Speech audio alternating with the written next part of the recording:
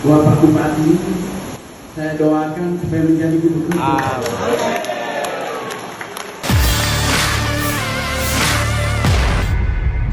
Saya harapkan di Goa ini pun masih lahir pemimpin Sulawesi Selatan ke depan.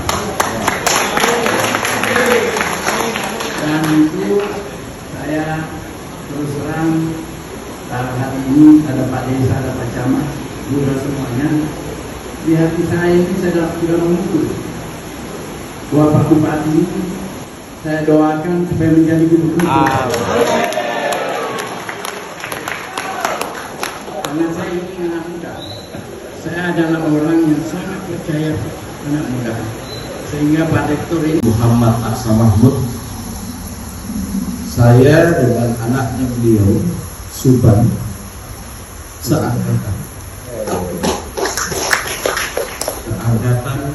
satu kelas, satu sekolah, satu bangku.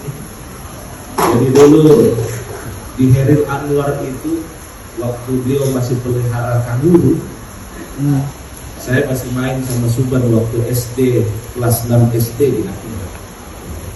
Jadi saya seumuran dengan anaknya beliau yang paling bungsu.